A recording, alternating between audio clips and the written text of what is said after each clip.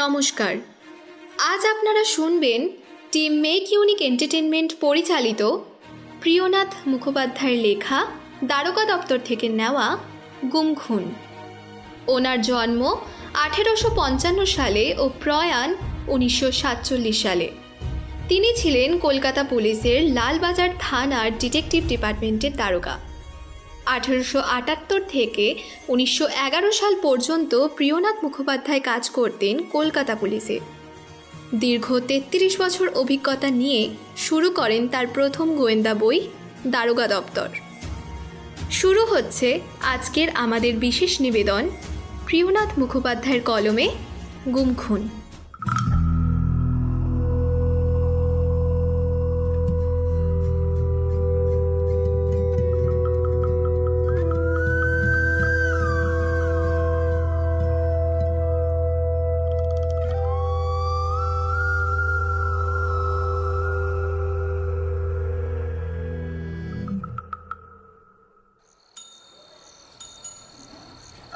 বলি, দারোগা বাবু এসেছেন? এসেছেন, কিন্তু দেখা হওয়া দায় এখন। আমার কাজ বড়ই জরুরি, আমাকে একবার দেখা করতে হবে ওনার সঙ্গে। দেখুন, সমস্ত দিনের পরে তিনি এইমাত্র ফিরে এসেছেন। এখন আমি আপনাকে কোন সাহসে নিয়ে যাব বলুন তো? এইরূপ কথোপকথন শুনতে পেয়ে আমি ঘরের ভেতর থেকে আগন্তুককে আমার ঘরের ভেতর আসতে বললাম। বাস্তবিকই আমি সকাল থেকে বড়ই ব্যস্ত ছিলাম, একটা কেসের মামলায় বড়ই জড়িয়েছিলাম। আগন্তুকের কাতর কণ্ঠ শুনতে পেয়ে আমি কনস্টেবলকে বললাম তাকে আমার ঘরেতে নিয়ে আসতে। কিছুক্ষণ পরেই একটা দীর্ঘ দাড়িওয়ালা পৌর মুসলমান আমার সম্মুখে উপস্থিত হলেন। তার বয়স আন্দাজ ওই 45 বছর, কিন্তু বোধ হলো তখনও যৌবনের উত্তেজনা তার শরীর থেকে মুছে যায়নি। তাকে দেখতে অত্যন্ত সুপুরুষ, কিন্তু তার এখনকার মুখ চোখের অবস্থা দেখে পাষাণ হৃদয়ও গলে যায়। আমি তাকে চেয়ারটায় বসতে ইঙ্গিত করলাম। হ্যাঁ, আপনি এই চেয়ারটায় বসুন। এখানে আসবার কারণ তাকে জিজ্ঞাসা করলাম। তিনি বললেন, আমার নাম মোহাম্মদ আব্দুল খাঁ, মলঙ্গায় আমার বাড়ি। আমার পুত্র, আমার একমাত্র পুত্র আজ 7 দিন হলো ঘরে নেই হুজুর। তাকে আমার কাছে এনে দিন, তাকে আমার কাছে এনে দিন।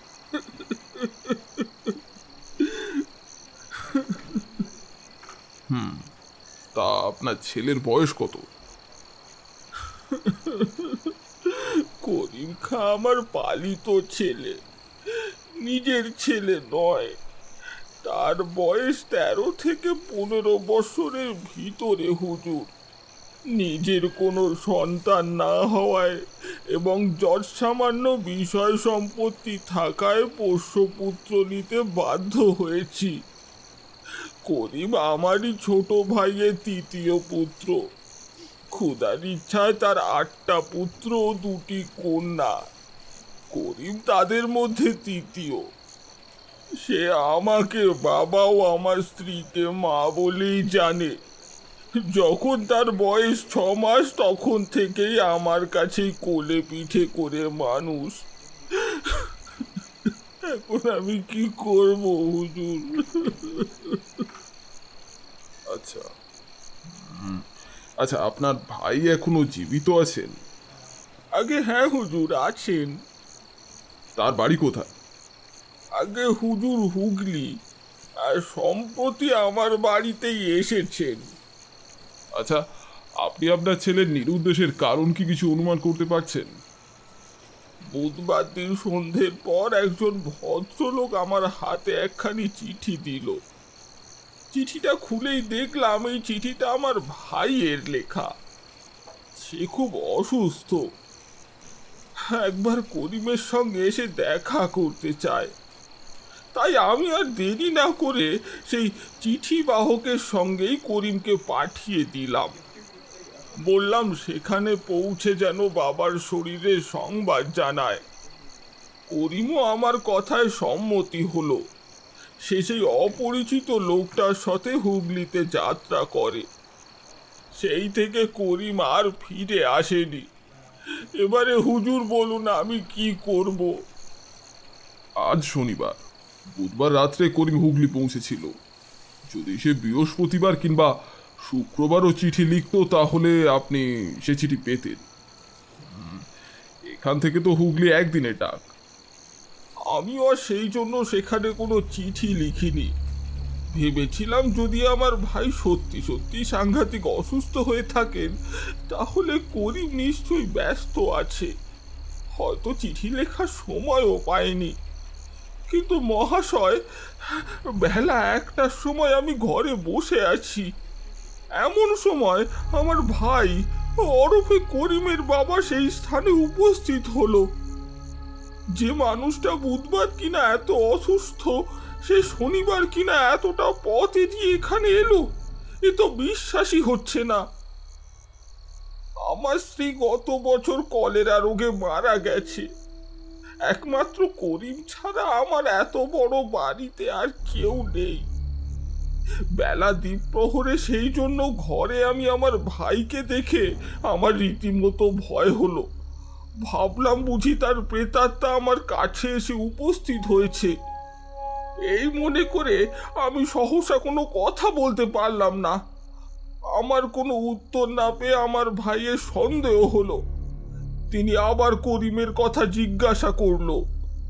সেবার আমার সন্দেহ দূর হলো এবং বিশ্বাস হলো এই আমার ভাই। আমি তখনই আশ্চর্য হয়ে জিজ্ঞাসা করলাম, শুনলাম তুমি নাকি সাংঘাতিক অসুস্থ হয়েছিলে।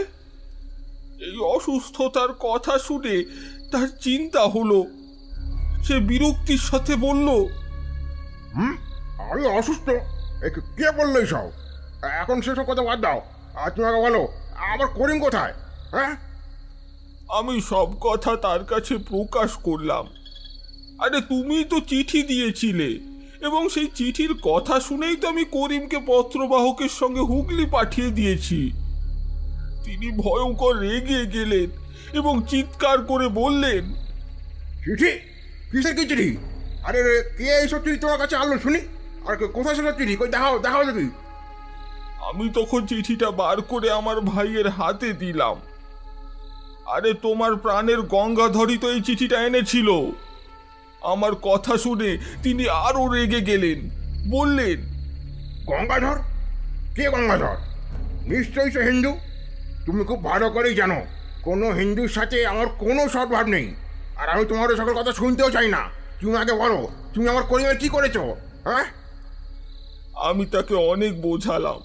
বললাম, যাকে আমি শিশুকাল থেকে মানুষ করেছি সে আমার নিজের ছেলে না হলেও তাকে আমি আমার নিজের ছেলের মতনই ভালোবাসি। তুমি আমার ওপর অযথা সন্দেহ করছো। বাস্তবিকেই আমি জানি না সে বুধবার রাত থেকে এখন কোথায়।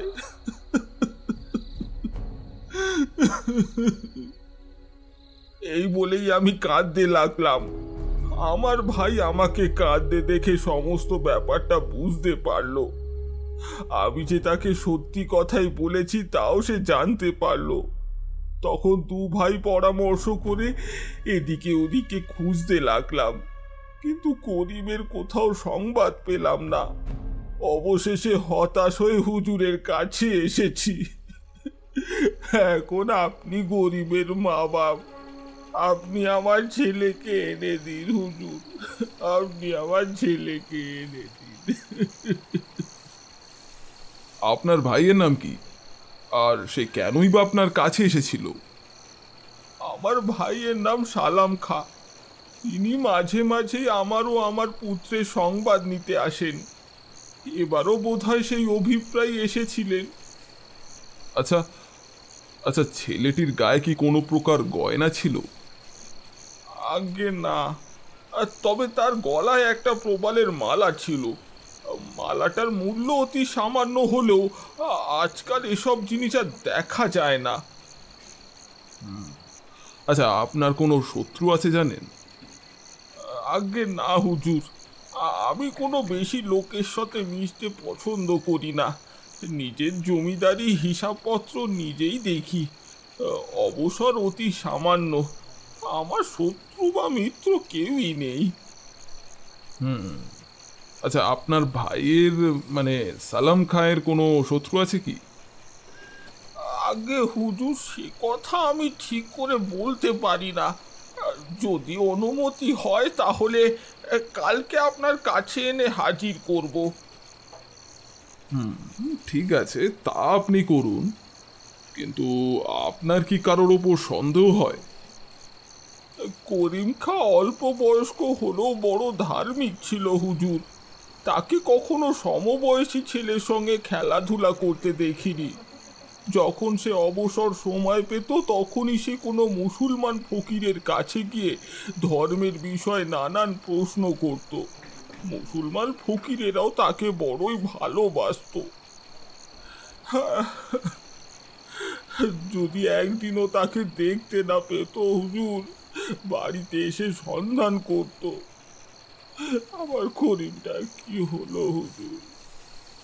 আচ্ছা, করিম কেমন করেই বা ফকিরদের সাথে মিশত, আর এত ফকিরই বা পেত কোথায়? আমাদের বাড়ি থেকে কিছুটা দূরেই একটা মসজিদ আছে। অনেক মুসলিম ফকিরই সেই মসজিদে এসে থাকতেন। করিমের সংবাদ পেলেই সাথে সাথেই তাদের কাছে যেত। আমাদের ধর্মের কূটতত্ত্ব বিষয়ে জানতে চেষ্টা করত। হ্যাঁ, আপনি যদি দয়া করে একবার আমাদের বাড়িতে পদধূলি দেন তাহলেই আমার দৃঢ় বিশ্বাস যে শীঘ্রই এর রহস্য ভেদ হবে। আচ্ছা বেশ, পরের দিন সকালবেলা আমি একজন বিশ্বাসী লোককে তার বাড়িতে পাঠিয়ে দেব, আর বিকালবেলা আমি নিজে গিয়ে একবার তদন্ত করব। মোহাম্মদ কিছুটা আনন্দিত হয়েই আমার কাছ থেকে বিদায় নিলেন।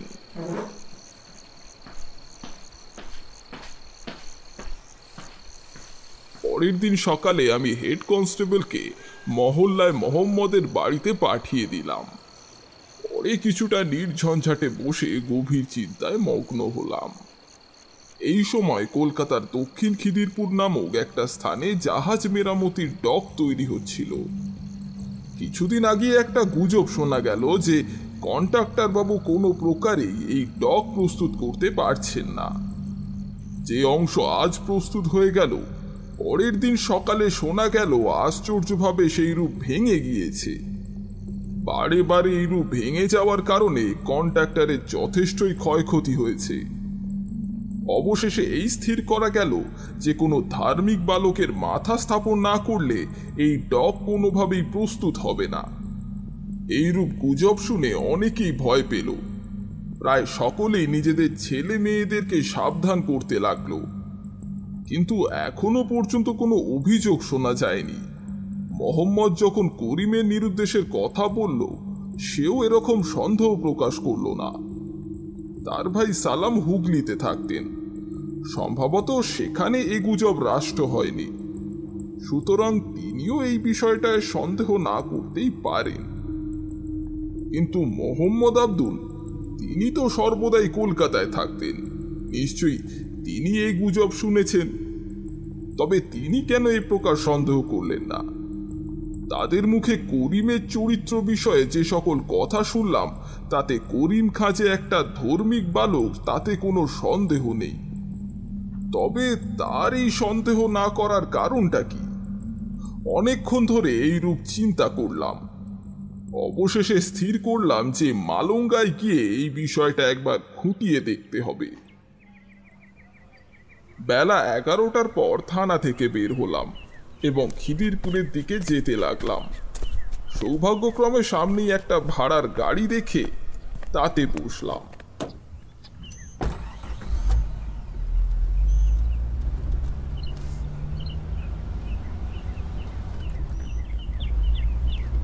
তারই সাহায্যে প্রায় দুপুর 2টোর সময় সেই ডকে এসে উপস্থিত হলাম।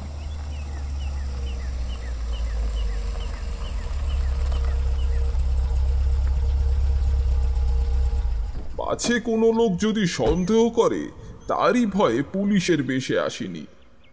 সামান্য একটা পোশাক পরে এসেছিলাম এবং সঙ্গে কোনো কনস্টেবলও নিয়ে যায়নি। কন্ট্রাক্টরের সাথে দেখা করাই আমার অভিপ্রেত ছিল। একজন কর্মচারীর মুখে শুনলাম তিনি নাকি বাঙালি, কাছের একটা বাড়িতেই তার অফিস, তিনি তখন অফিসেই ছিলেন।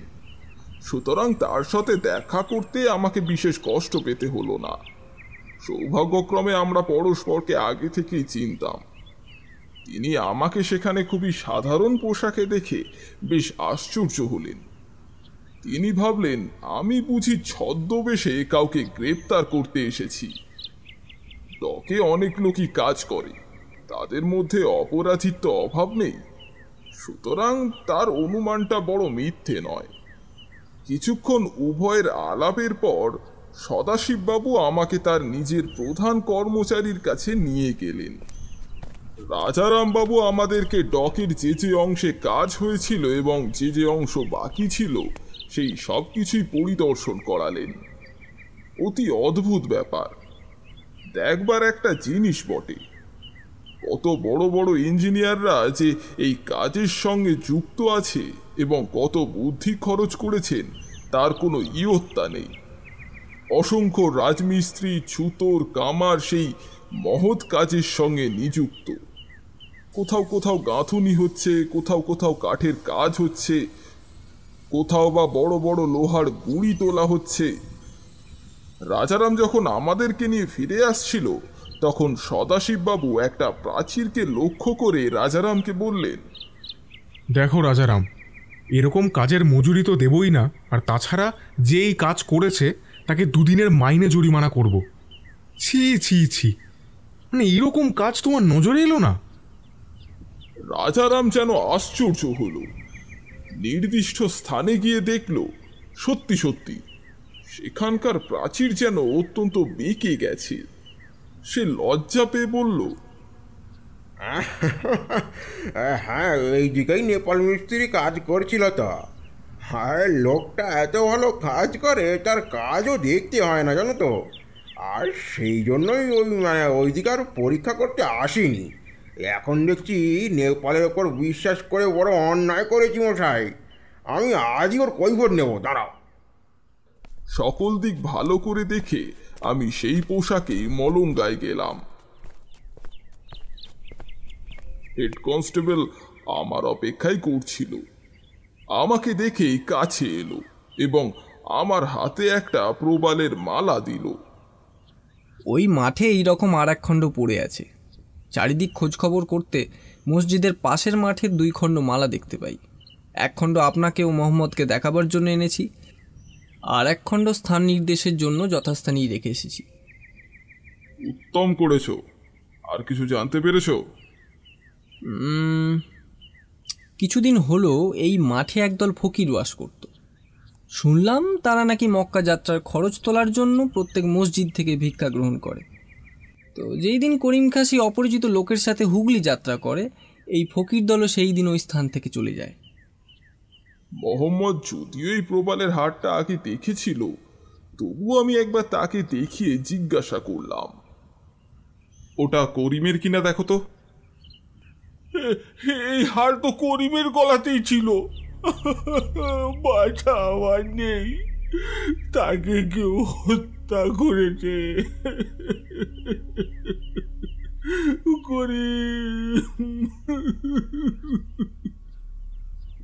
আমারও সেইরূপ বিশ্বাস হলো। করিম খাজে জীবিত নেই তা আমারও ধারণা হলো, কিন্তু পাছে যদি তখন সে কথা বলি তাহলে মোহাম্মদ আরো ব্যাকুল হতে পারে। এই ভেবে সেইরূপ কোনো কথার উল্লেখ না করেই কনস্টেবলকে নির্দিষ্ট স্থানে নিয়ে যেতে আদেশ করলাম। আমিও তার পেছনে পেছনে যেতে লাগলাম। যথাস্থানে গিয়ে দেখলাম তখনও সেখানে হাড়ের 1 খণ্ড পড়ে রয়েছে।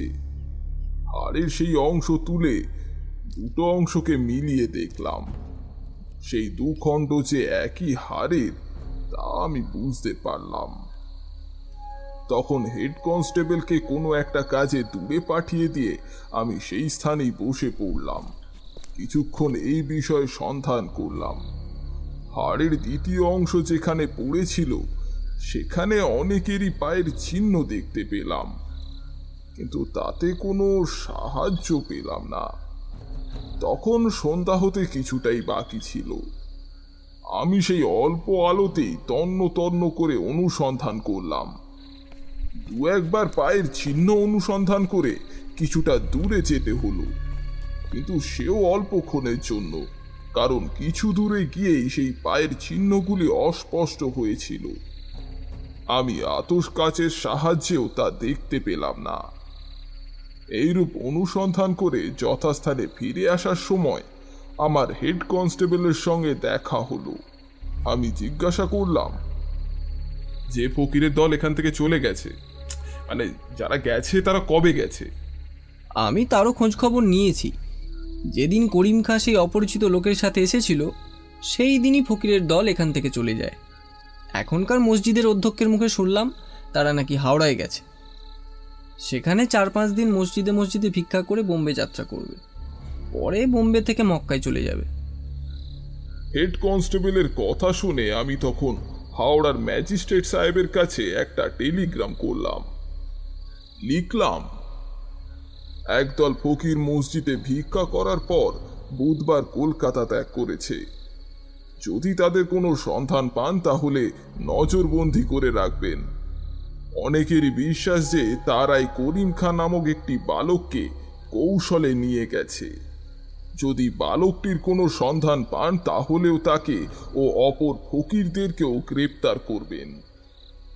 সন্ধ্যার সময় সেই টেলিগ্রাম লিখে টেলিগ্রাফ অফিসে পাঠিয়ে দিলাম এবং হেড কনস্টেবলকে নিয়ে বাড়ি ফিরে এলাম।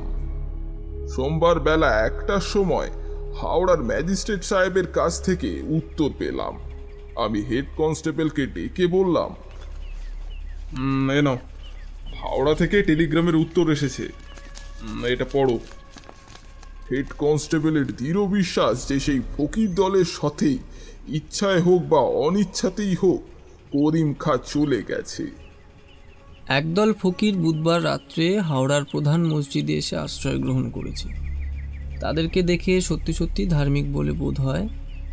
কোনো বালককে তাদের সাথে দেখতে পেলাম না।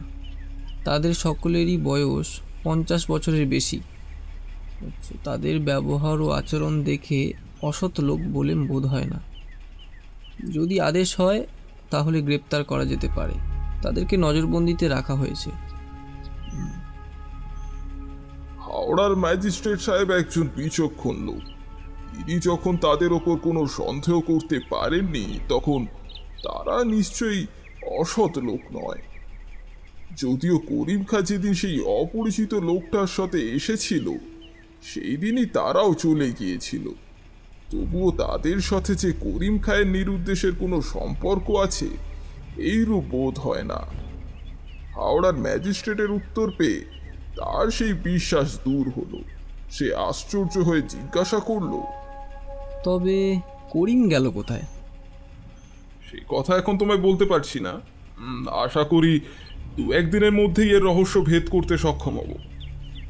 এই বলেই আমি পুলিশের পোশাক পরে এবং হেড কনস্টেবলকে আমার সঙ্গে নিয়ে খিদিরপুরের দিকে গেলাম। পথে হেড কনস্টেবল আমাকে অনেক কথাই জিজ্ঞাসা করল, কিন্তু আমি তার একটা কথার উত্তর দিলাম না। যখন ডকের কাছে এসে উপস্থিত হলাম তখন বেলা প্রায় 4টে। রাজারাম ব্যস্ত সমস্ত হয়ে ফিরে যাচ্ছিল। এমন সময় আমার সাথে তার দেখা হলো। তাকে অত্যন্ত ব্যস্ত দেখে আমি জিজ্ঞাসা করলাম, এত তাড়াতাড়ি কোথায় যাচ্ছ রাজারাম? রাজারাম আমার দিকে দেখল। প্রথমে সে আমাকে চিনতে পারল না, কিছুক্ষণ পরেই বলে উঠল, হ্যাঁ, আপনি পুলিশের লোক? তবে সেই দিন এই বেশে আসেননি কেন মশাই? পুলিশের লোককে সর্বদা একই রকম পোশাক পরলে চলে না রাজারাম। কখনো কখনো তাদের পোশাকের পরিবর্তন করতে হয়। আর তোমার মতন একজন বিচক্ষণ লোকের যে এটা চোখ এড়ায়নি সেটা কিন্তু খুব বড় ব্যাপার। আচ্ছা, এবারে বলো, তুমি এত তাড়াতাড়ি কোথায় যাচ্ছ? তোমার আজকের কাজ শেষ হয়ে গেছে? আগে হ্যাঁ হ্যাঁ, এই মাত্রই ওই আমার আজকের কাজটা শেষ হলো। এখন বাড়িতে এই খেতে যাচ্ছিলাম। আর খুব সকালেই আমাকে আসলে এখানে আসতে হয়। সমস্ত দিনের মধ্যে একটু অবকাশ পাই না যে সময় একটু খাবার খাই। যতক্ষণ না কাজ শেষ হয় ততক্ষণ পর্যন্ত খেতে যেতে পারি না, খুব সমস্যা। আজকের কাজটা এইমাত্র শেষ করেছি, তাই সেই জন্য বাড়ি ফিরে যাচ্ছিলাম একটু খাবো বলে। আজ আর তবে এখানে আসবে না, তাই তো? আসবো না? সে কি? আরে নানা মশাই, যতক্ষণ না সূর্য অস্ত যায় ততক্ষণ আমার নিষ্কৃতি নেই। আমার এখানে সব কাজই করতে হয়। কিন্তু তবে যে বললে যে কাজ শেষ করেছো। একটাই কাজ শেষ করেছি মশাই, ওই মজুরদের সাথে আর খাটতে হবে না। কিন্তু কাজ আজকে কি করলাম ওই সেটার একটা হিসাব দিতে হবে তো। কার কাছে? আগে বাবুর কাছে, ওই সদাশিব বাবুর কাছে। তিনি যে আমার ওপর সমস্ত কাজের ভার দিয়ে নিশ্চিন্ত রয়েছেন। আর আমি যদি প্রতিদিন তাকে কাজের হিসেবে না দিই তাহলে কি করে তিনি জানবেন যে নির্দিষ্ট সময় ওই কাজ শেষ করবার জন্য আর কত লোক নিযুক্ত হবে বা কত লোক লাগবে? তা জানবেন কোথা থেকে শুনি? আমি তার প্রশংসা করেই বললাম, বাহ রাজারাম, তুমি তো একজন উপযুক্ত লোক, তোমার ওপর যে কোনো কাজের ভার দিয়ে নিশ্চিন্তে থাকা যায়। আমার মুখে নিজের সুখ্যাতি শুনে রাজারাম বেশ আনন্দিত হলো। সে আমাকে বারে বারে প্রণাম করে বিদায় নিল। রাজারাম চলে যাবার পর আমি সদাশিব বাবুর সঙ্গে দেখা করলাম। তিনি আমায় দেখে হাসতে হাসতে অভ্যর্থনা করলেন এবং সাদরে বসতে বললেন। ডক নির্মাণের বিষয়ে সদাশিববাবুর যথেষ্ট জ্ঞান ছিল। তিনি এই সম্বন্ধে অনেক কথাই বললেন। ব্যাপার কি ভায়া, আজকাল ঘন ঘন যে এখানে চরণধুলি পড়ছে, এখানে কোনো শিকার আছে নাকি? তার প্রশ্ন শুনে একবার চারিদিকে দেখলাম। ভেতরে কোনো লোক নেই বটে, কিন্তু বাইরে কে যেন পায়চারি করছে। আমার সন্দেহ হলো। আমি উঠে দাঁড়ালাম, তারপর ধীরে ধীরে খুব নিস্তব্ধে দরজার সামনে গিয়ে দাঁড়ালাম। কিছু দূর যেতে না যেতেই দেখলাম কোনো লোক যেন সেখান থেকে চলে গেল। আমি তখন বাইরে গেলাম, যা দেখলাম তাতে আমি আশ্চর্য হলাম। দেখলাম রাজারাম যাচ্ছে। কিছুক্ষণ আগেই যে আমার কাছ থেকে বিদায় নিয়ে বাড়িতে খেতে গেল, সে এখনই চলে এলো। এখনো তো 10 মিনিটও হয়নি, এরই মধ্যে তার খাওয়া দাওয়া হয়ে গেল। না, সে এখনো বাড়ি যায়নি। আমার সন্দেহ হলো। আমি তাড়াতাড়ি করে তার কাছে গেলাম। একই রাজারাম, তুমি এখানে? এই তো তুমি বললে যে তুমি খেতে যাচ্ছ। আগে হ্যাঁ হ্যাঁ, কিন্তু একটা আসলে ওই দরকারি কথা বাবুকে বলতে গিয়েছিলাম, বলবার জন্য এসেছিলাম। আপনি ঘরে রয়েছেন দেখে ঘরের ভিতর আর যেতে সাহস করিনি। মনে করেছিলাম আপনি শীঘ্রই ঘরে বাইরে আসবেন, আর সেই জন্যই এই পায়চারি করছিলাম এখানে। তা তুমি চলে এলে কেন? আগে আপনাদের কথাবার্তা শুনে মনে হলো আপনি তখন উঠবেন না, কিছুক্ষণ অন্তত গল্প টল্প করবেন। আর সেই জন্যই আমার মনে করলাম অগত্যা খেয়ে এসেই বলবো, না হয় এখন বলবো না। রাজারাম যেভাবে কথাগুলো বলল তাতে তার ওপর কোনোরূপ সন্দেহ হওয়া উচিত নয়, কিন্তু তার কথায় আমার মনে সন্দেহ ঘুচল না। তার কথা যেন মিথ্যে বলে বোধ হলো। মনে হলো সে যেন ইচ্ছা করেই আমাদের কথোপকথন শোনার জন্য দাঁড়িয়েছিল। যাই হোক, তাকে কোনো কথা না বলেই আমি যথাসাধ্য তার প্রশংসা করে তাকে বিদায় দিলাম। কিন্তু তাকে নজরবন্দি করে রাখার জন্য হেড কনস্টেবলকে ইঙ্গিত করলাম। আমার হেড কনস্টেবলটি বেশ চতুর। সে আমার সংকেত বুঝতে পেরে তখনই দূর থেকেই রাজারামকে অনুসরণ করল। আমি যথাস্থানে ফিরে এলাম। রাজারাম বেশ কাজের লোক বটে, কিন্তু মাঝে মাঝে বিনা কারণে এসে আমাকে অত্যন্ত বিরক্ত করে থাকে। সামান্য কারণে ভয় পেয়ে আমার কাছে এসে আমার বহুমূল্য সময় নষ্ট করে। সে নিশ্চয়ই তখন সেই রকমই কোনো কথা বলতে এসেছিল, তোমাকে দেখে পালিয়ে গেছে। সদাশিববাবুর কথাতেও আমার সন্দেহ গেল না। রাজারামের ওপর আমার যে সন্দেহটা হয়েছিল তা যেন দিনের দিন আরো বৃদ্ধি পেতে লাগলো। আমার ধারণা হলো সে যেন আমাদের কথোপকথন শোনবার জন্যই দরজার বাইরে দাঁড়িয়েছিল, হঠাৎ ধরা পড়ায় পালিয়ে যাচ্ছে। সূর্য অস্ত যাওয়ার কিছু আগেই রাজারাম খেয়ে দিয়ে ফিরে এলো। এবার সে আর বাইরে দাঁড়ালো না, একেবারে ঘরের ভেতর ঢুকে এলো। কিছু পরেই সদাশিববাবুর কাছে গিয়ে বলল, আগে বাবু, একটা কথা আছে, যদি অনুমতি হয় তো বলি, কিন্তু এই বলেই সে আমার দিকে ফিরে তাকালো। সদাশিববাবু তার অভিপ্রায় বুঝতে পারলেন, বললেন, দেখো রাজারাম, এই বাবু আমার পরম বন্ধু। বাল্যকাল থেকে একই স্কুলে পড়াশোনা করছি। মনে আছে আমাদের উভয়ের যখন ওই 10 বছর বয়স, তখন আমরা একে অপরের সঙ্গে পরিচিত হই। তাই এর সামনে তুমি সব কথা একদম মন খুলে বলতে পারো। অনেক বিষয় আমি এর পরামর্শ নিয়েই কাজ করি। না না, না জেনেই বলেছি। গরিবের অপরাধ নেবেন না, ক্ষমা করবেন মশাই। রাজারাম কোনো অন্যায় কাজ করেনি। কাজকর্মের কথা গোপনে বলাই ভালো। আমার সঙ্গে যে তোমার সদ্ভাব আছে আর তুমি যে আমার কাছে কোনো কথা গোপন করো না, এ কথা রাজারামই বা জানবে কিভাবে?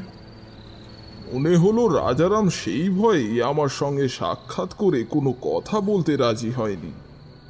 এই কথা শুনে রাজারাম অত্যন্ত আনন্দিত হলো এবং কোনো একটা কথা বলবার জন্য ব্যাকুল হলো, কিন্তু সদাশিববাবু তাকে বাধা দিয়ে বলল, এখন না রাজারাম, ইনি এই কতক্ষণ একটা অদ্ভুত কথা বলছিলেন, তোমার আশায় উনি চুপ করে গেছেন।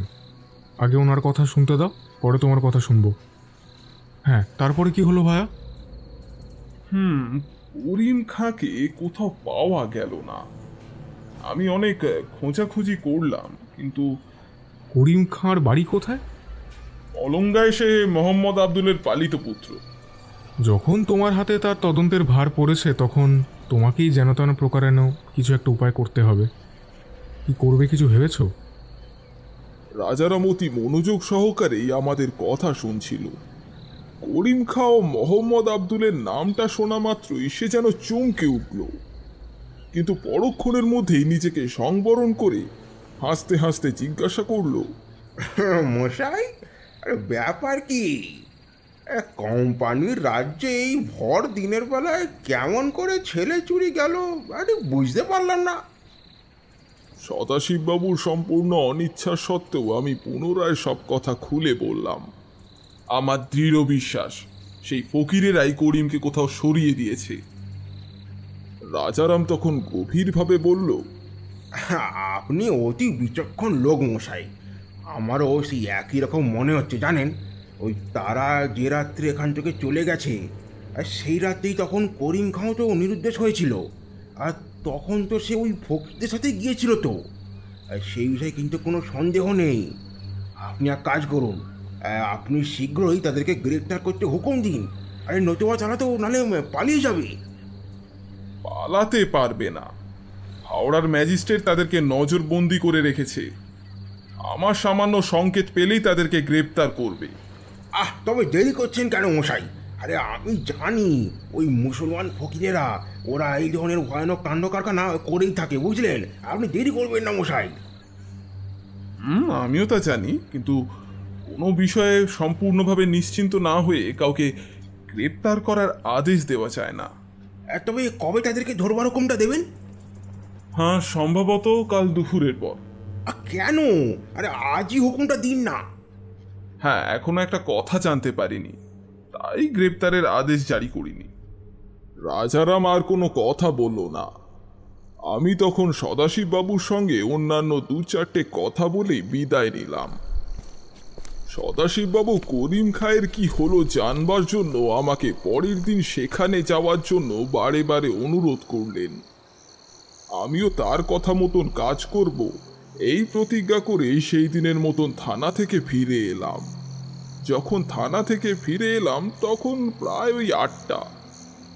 সরকারি কাজ শেষ করে আর ওই ঘন্টা 2 পর খাওয়া দাওয়া শেষ করে একটা নির্ঝঞ্ঝাট জায়গায় বসে চিন্তা করতে লাগলাম। হেড কনস্টেবল সেই হাড়ের টুকরো পেয়েছিল ঠিকই, সেই স্থান পরীক্ষা করে যদিও কোনো পায়ের চিহ্ন দেখতে পাইনি, তবুও এই অদ্ভুত রহস্যের একটা সূত্র পেয়েছিলাম। জিনিসটা আমার কাছেই ছিল, আমি বার করলাম, দেখলাম একটা 2 আনা।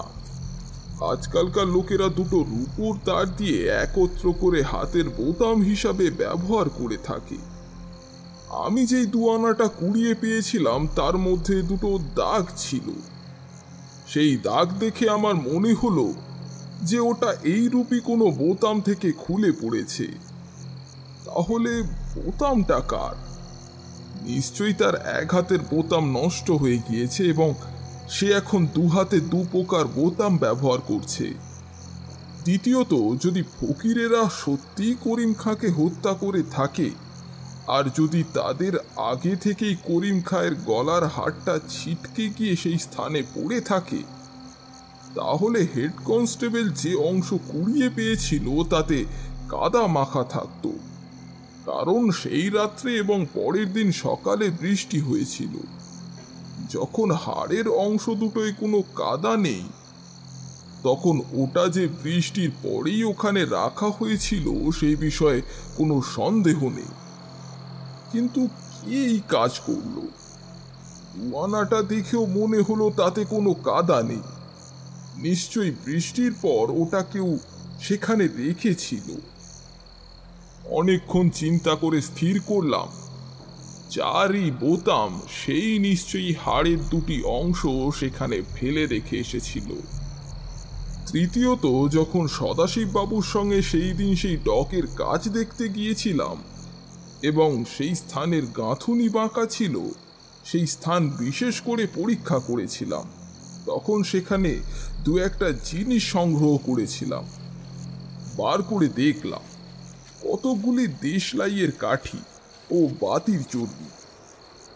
রাজারামের মুখে শুনেছিলাম তাদের লোকেরা দুর্দান্ত পরিশ্রম করে, কিন্তু এই 2 প্রকার জিনিস দেখে আমার স্পষ্টই মনে হতে লাগলো যে এই অংশটি রাতেই তৈরি হয়েছে। প্রাচীরটি বাঁকা হওয়ার প্রধান কারণই সেটা। একে রাতে কাজ করা তাদের অভ্যাস নেই, তারপর সেই দিন জোরালো বাতাস বইছিল, তাই এতগুলি দেশলাই তাদেরকে নষ্ট করতে হয়েছে এবং সেই কারণেই প্রাচীরটি বাঁকা হয়েছিল বলেই ধারণা। তার রাজারাম নিজেই বলেছিল যে মিস্ত্রি প্রাচীরটি গেঁথেছিল সে একজন পাকা লোক, তবে তার কাজ মন্দ হয় কেন? হ্যাঁ, এটাও ঠিক যে বিজ্ঞ মানুষেরও ভুল হতে পারে। এইরূপ নানান চিন্তার পর স্থির করলাম, আমি যা ভেবেছিলাম তাতে যদিও আমার দৃঢ় বিশ্বাস ছিল না, তবুও তা যে সম্ভব সে বিষয়ে আমার সন্দেহ ছিল না।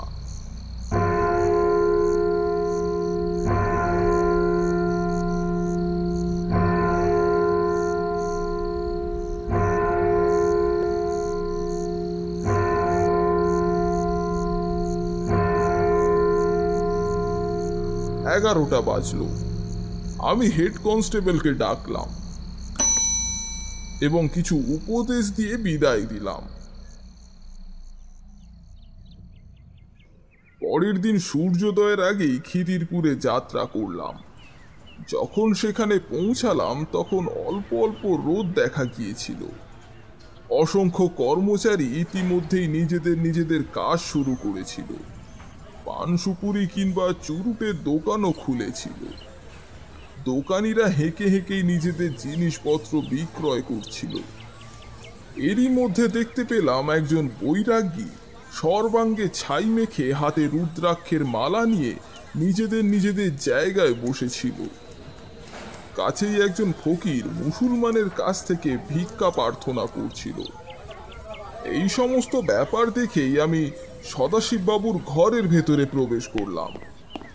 এই সকালে আমাকে খিদিরপুরে দেখে সদাশিববাবু হেসে জিজ্ঞাসা করলেন, আরে ভায়া, আজকাল তো ঘন ঘন দেখা দিচ্ছ কেন? তোমার মতো লোকের সাথে এত ঘনিষ্ঠতা ভালো নয়। ব্যাপার কি, রাত্রে কি ভালো ঘুম হয়নি? তোমার অনুমান মিথ্যে নয়। কাল রাতে সত্যি সত্যি ঘুম হয়নি আমার।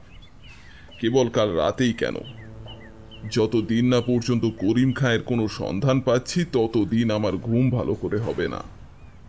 কিছু সুবিধা করতে পারলে? আর সেই ফকিরদের গ্রেপ্তার করবার আদেশ দিয়েছো? না ভাইয়া, এখনো পর্যন্ত তো হুকুম দিইনি। হাওড়ার ম্যাজিস্ট্রেট সাহেব যেরূপ উত্তর দিয়েছেন তাতে ওদের উপর সন্দেহ যায় না। সেই জন্যই তো এত সকালে তোমার কাছে এসেছি। আমার কাছে কেন? আমাকে কি তোমার কোনরূপ সন্দেহ হয় নাকি? না না না না না, তোমার ওপর নয়। আমার বিশ্বাস এখানেই করিমের সন্ধান পাওয়া যাবে।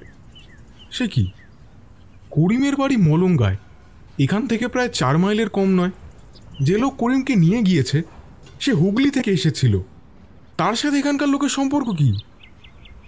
সদাশিববাবু শেষের কথাটা যেভাবে বললেন তাতে তিনি যে আমার ওপর বিরক্ত হয়েছেন তা বেশ বুঝতে পারলাম। কিন্তু এতে আমার দোষ কি?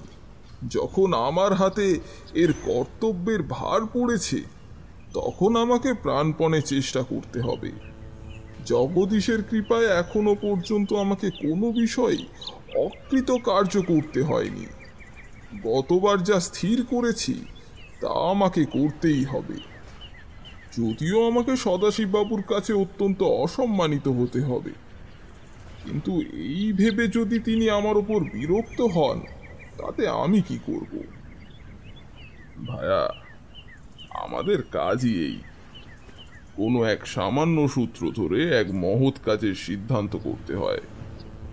যদি তুমিও এই অবস্থায় পড়তে তাহলে তোমাকেও আমাদের মতনই কাজ করতে হতো। করিম খাঁয়ের সাথে তোমার কোনো লোকের যোগাযোগ আছে কিনা তা আমি জোর করে এখানে বলছি না।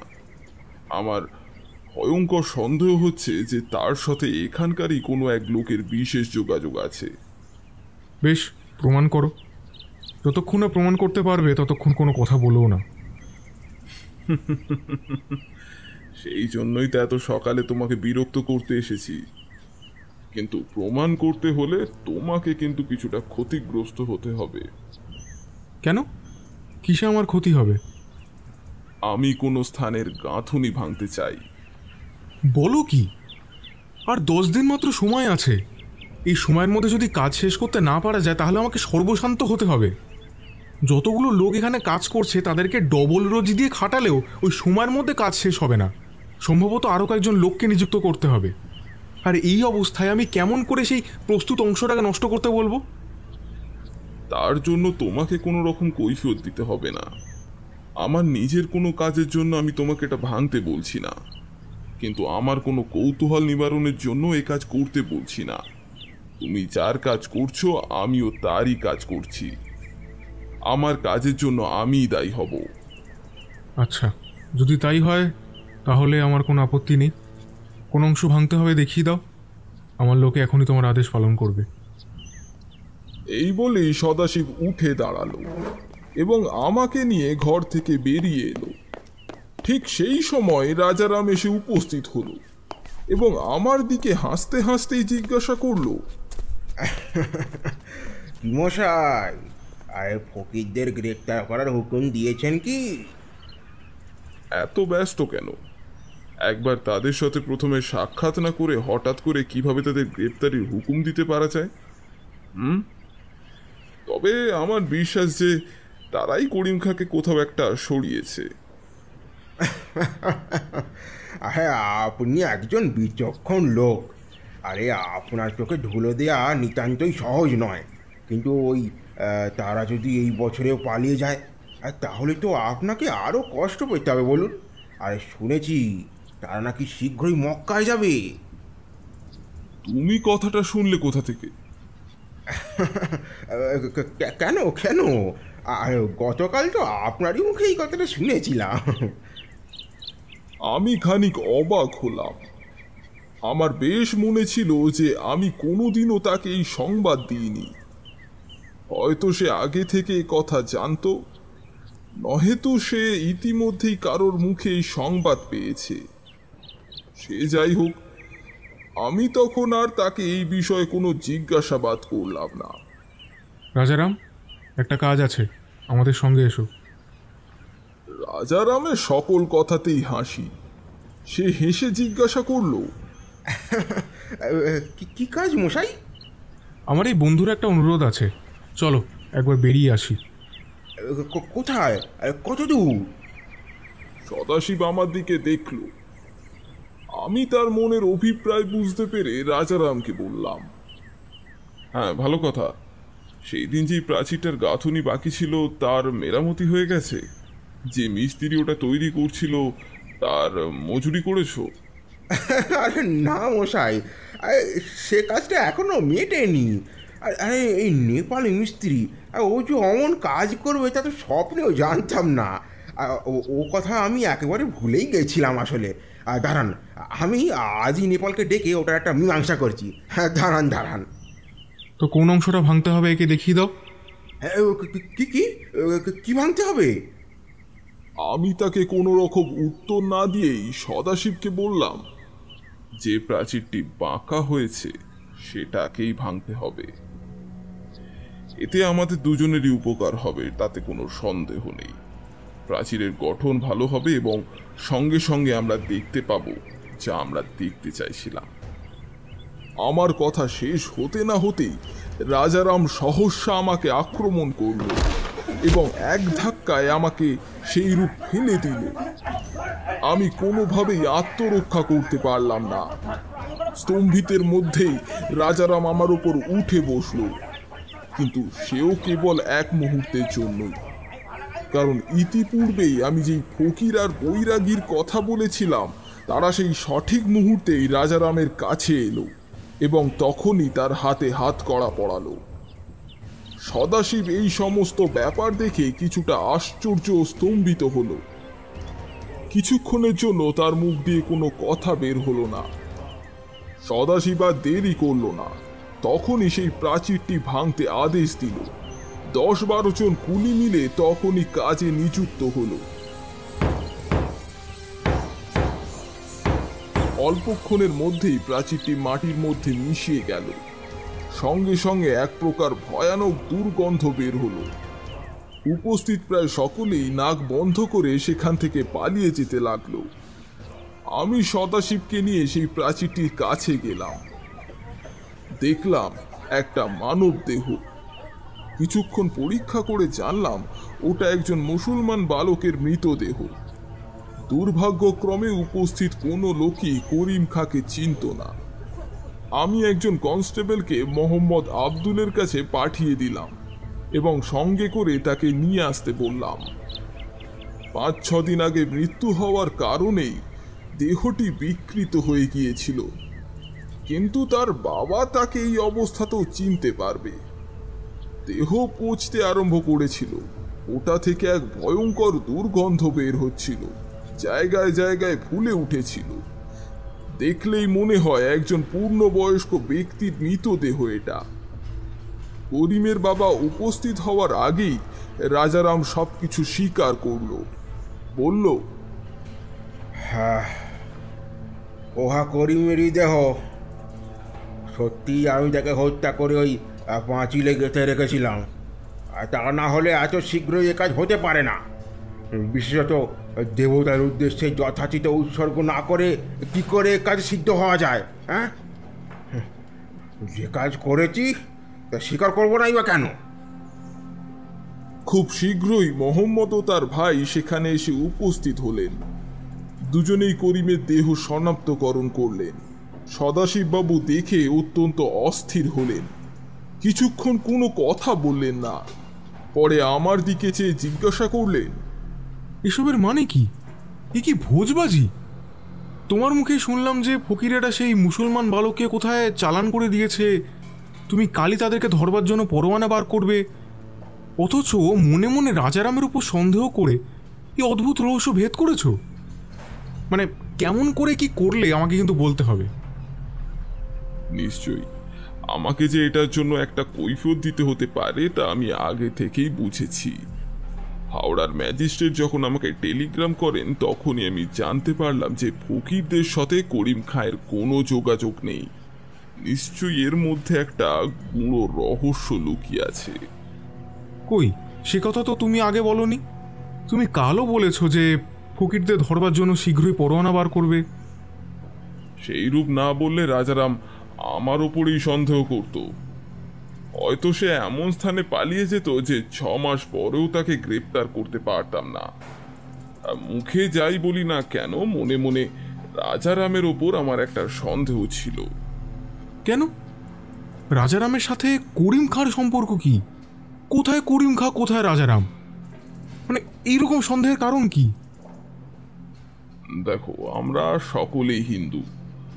আমাদের একটা বিশ্বাস আছে যে এই প্রকার মহৎ কাজ করতে হলে দেবতার উদ্দেশ্যে একটা নরবলি দিতে হয়, এবং যখন সেই কাজের ভিত স্থাপন করা হয় তখন সেই দেহ তার ভেতরেই পোঁতা থাকে।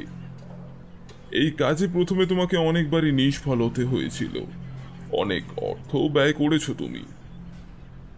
এর কারণেই হোক বা অন্য কোনো কারণেই হোক, রাজারামের মতন গৌড় হিন্দু মনে করেছিল যে যখন এই কাজ আরম্ভের সময় শবদেহ ভেতরে পোঁতা হয়নি তখন নিশ্চয়ই এ কাজ নিষ্ফল হবে। এইরূপ একটা জনরব কিছুদিন আগে আমার কানে এসেছিল, আর সেই জনরব শুনেই এবং রাজারামের গৌড় হিন্দুত্ব দেখে আমার সেই বিশ্বাস দৃঢ় হয়। আমি তাই ঘন ঘন তোমার কাছে এসে ক্রমাগত রাজারামকে পরিদর্শন করি। মানে কেবল সন্দেহের উপর নির্ভর করেই কি ভয়ানক রহস্যটা ভেদ করেছো? না, তুমি সেই দিন আমার সন্দেহ বাড়িয়ে তুলেছিলে। আমি? সে কি? আমি তোমার মনের কথা কেমন করে জানলাম যে আমার কথা তোমার সন্দেহ বাড়লো?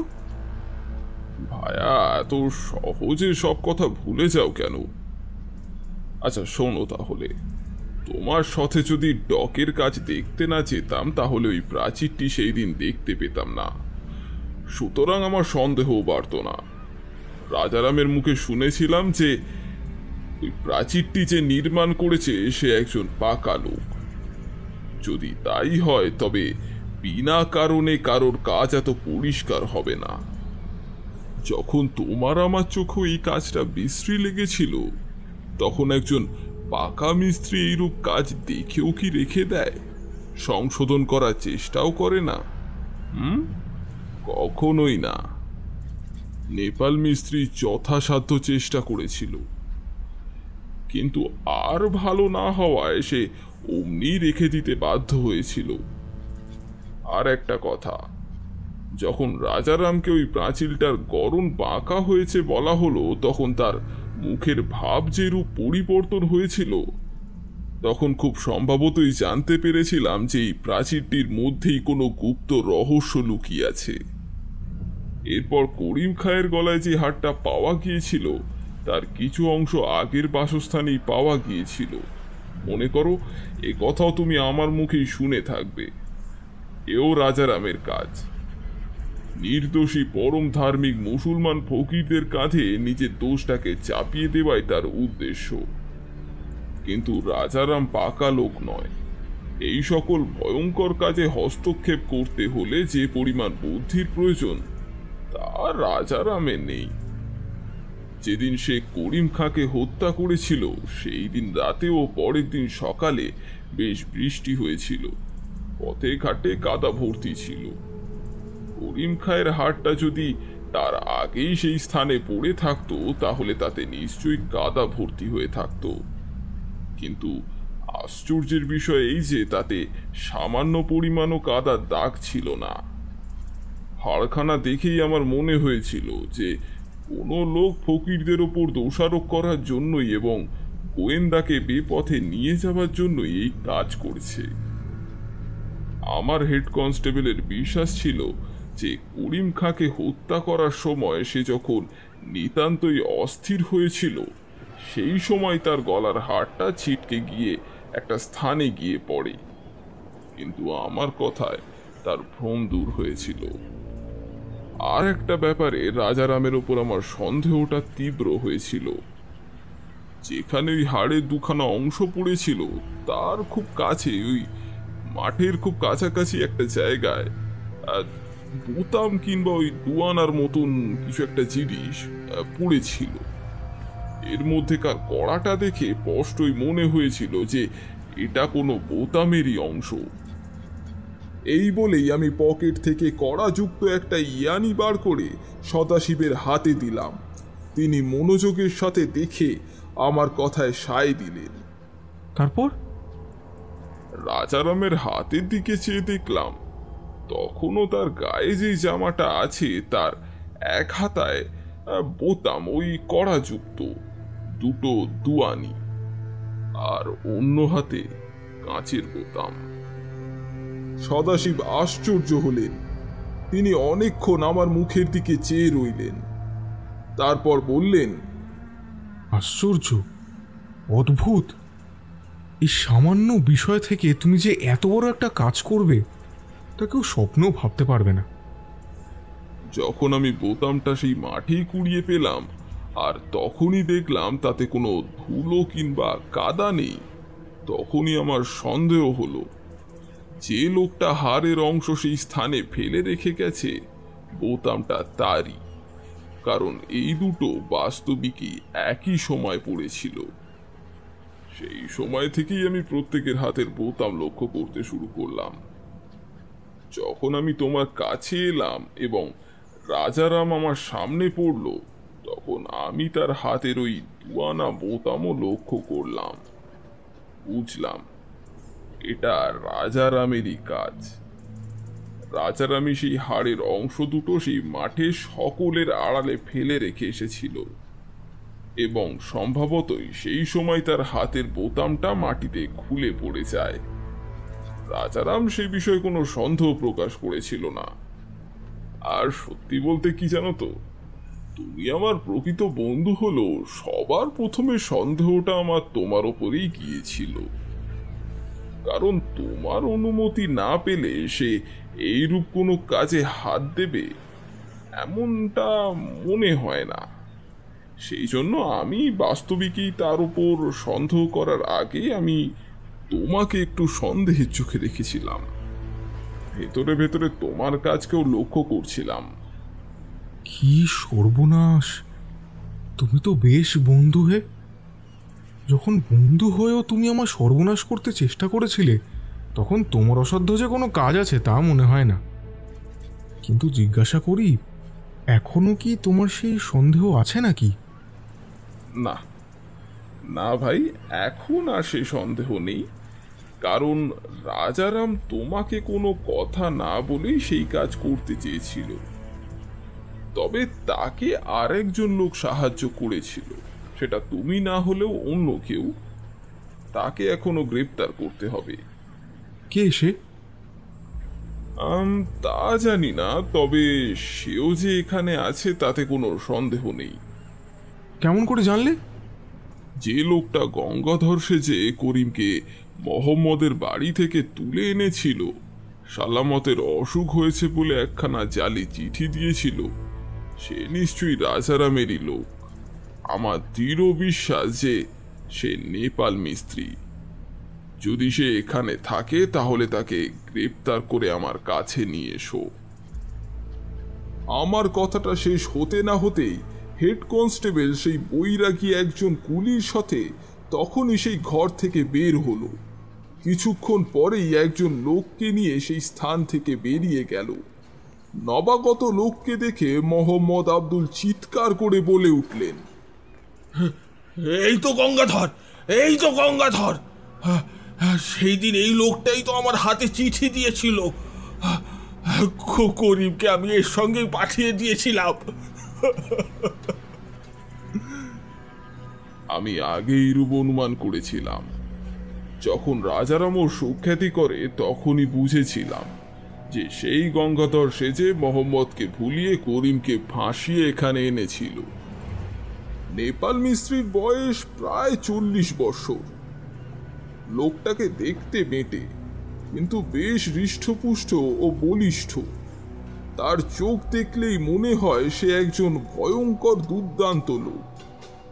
আমার আদেশে তার হাতে হাতকড়ি পরানো হলো।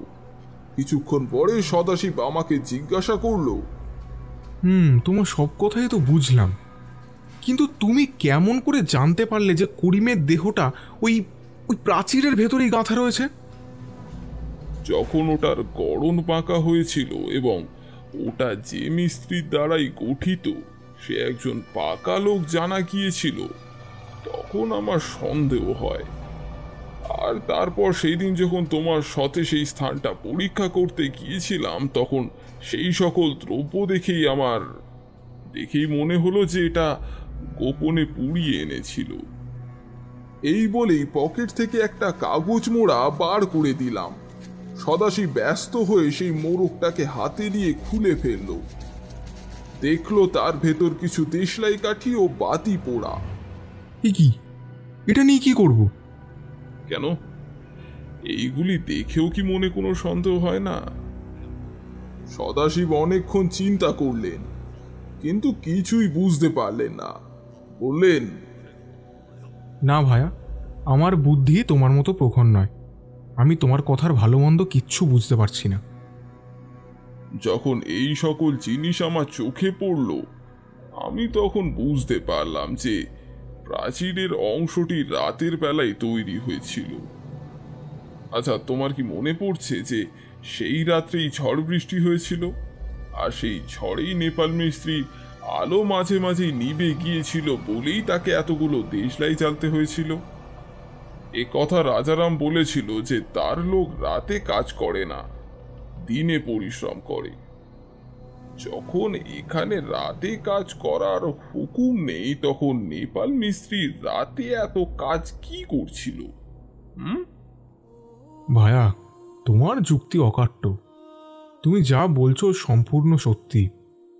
আশ্চর্য এই যে এই সকল তুচ্ছ পদার্থ থেকে, অতি সামান্য সূত্র থেকেও তুমি এই ভয়ানক জটিল রহস্য ভেদ করতে সক্ষম হয়েছ।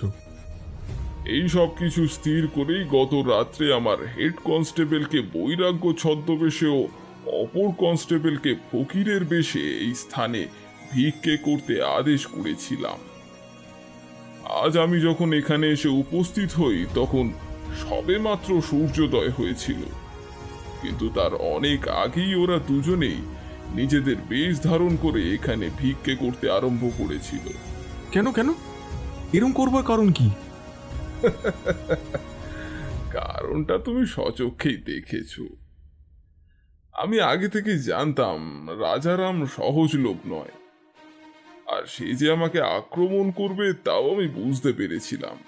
আর সেই জন্যই আমি আমার সাহায্যের জন্যই ওদেরকে কাছাকাছি থাকতে বলেছিলাম। এবার আশা করি তুমি সবটা বুঝতে পেরেছ। ওহ, সত্যি এরকম অদ্ভুত ব্যাপার আমি প্রথম দেখলাম। আমি তখনই আসামিদেরকে যথাস্থানে পাঠিয়ে দিলাম এবং তার কিছুক্ষণের মধ্যেই থানায় ফিরে এলাম। কিছুদিন পরে তাদের বিচার হলো এবং দুজনেরই ফাঁসি হলো।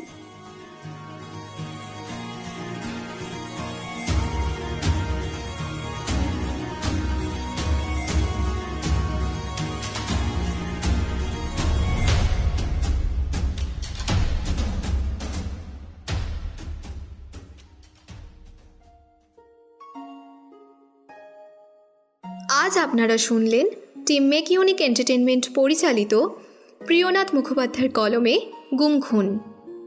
গল্পটির পরিচালনায় অর্ঘ চক্রবর্তী, কনস্টেবল সালাম খাঁ ও রাজারামের কণ্ঠে অনির্বাণ কায়েত, সদাশিবের কণ্ঠে শান, হেড কনস্টেবলের কণ্ঠে স্বপ্নময় পাঠক, দারোগা মোহাম্মদ আব্দুল ও কথকের কণ্ঠে অর্ঘ চক্রবর্তী, সাউন্ড অ্যান্ড পোস্টার ডিজাইনে অর্ঘ চক্রবর্তী, এডিটিংয়ে অনির্বাণ কায়েত, স্ক্রিপ্ট রাইটিং সৌমিলি পাল এবং সূত্রধর আমি সহেলি দাস। এই গল্পটি মানে আমাদের প্রেজেন্টেশনটা যদি আপনাদের ভালো লেগে থাকে, তাহলে লাইক বাটনটা প্রেস করে সেই ভালো লাগাটা প্রকাশ করুন। বন্ধুদের সাথে, আত্মীয় পরিজনদের সাথে ও বাকি সকলের সাথে শেয়ার করুন আমাদের এই গল্পটাকে, এবং আরও নতুন গল্পের খোঁজ পেতে আমাদের চ্যানেলটিকে সাবস্ক্রাইব করুন ও বেল আইকনটি প্রেস করে দিন।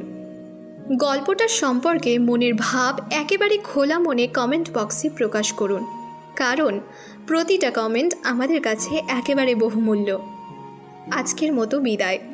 আগামী শুক্রবার টিম মেক ইউনিক এন্টারটেনমেন্টের পক্ষ থেকে আপনাদের জন্য থাকবে আরও একটি নতুন রোমাঞ্চকর গল্প। ততক্ষণ পর্যন্ত ভালো থাকুন, সুস্থ থাকুন।